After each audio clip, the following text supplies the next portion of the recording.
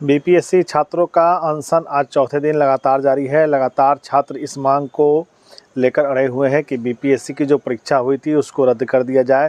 दरअसल बिहार में बीपीएससी का मामला अभी तूल पकड़ता जा रहा है। बिहार बीजेपी के प्रदेश अध्यक्ष दिलीप जायसवाल से बीपीएससी के जो छात्र थे वो मिले हैं और उन्होंने अपनी मांगें रखी है।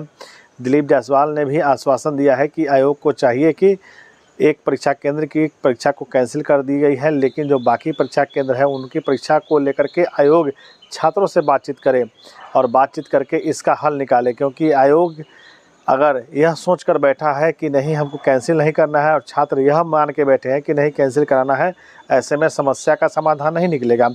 दिलीप जायसवाल ने कहा कि छात्रों के जो हित के मुद्दे हैं उन मुद्दों को रख करके अगर बीपीएससी बात करती है और इस मुद्दे पर बात होती है तो ज़रूर कोई इसका हल निकलेगा। क्योंकि लगातार चौथे दिन छात्रों का अनशन जारी है और इस मांग को लेकर छात्र अड़े हैं कि जो 13 दिसंबर को परीक्षा हुई है उस परीक्षा को कैंसिल किया जाए।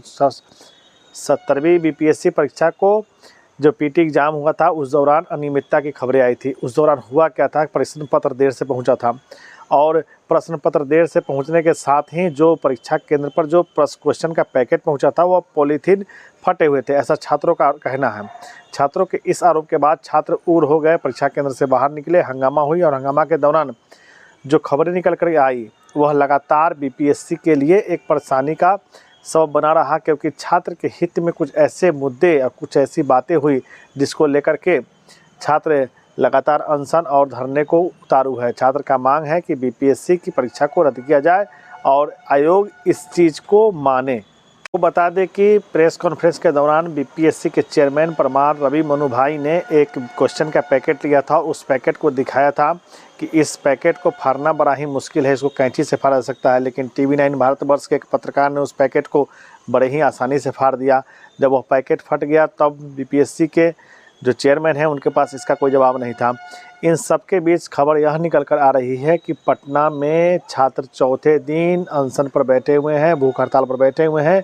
उनमें 2 शिक्षक भी हैं, हालांकि कई शिक्षक हैं जो इन छात्रों के आंदोलन को इन आंदोलन का साथ दे रहे हैं और लगातार मांग कर रहे हैं कि इनके मांगों को माना जाए और बीपीएससी की जो परीक्षा है उसको रद्द किया जाए।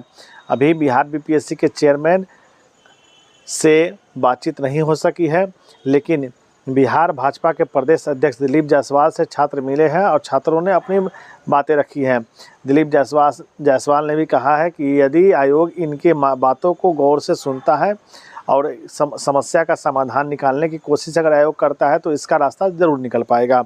अब देखना बड़ा दिलचस्प होगा, क्योंकि एक और छात्र इस मांग पर अड़े हैं कि बीपीएससी की जो परीक्षा 13 दिसंबर को आयोजित हुई है उसको कैंसिल किया जाए।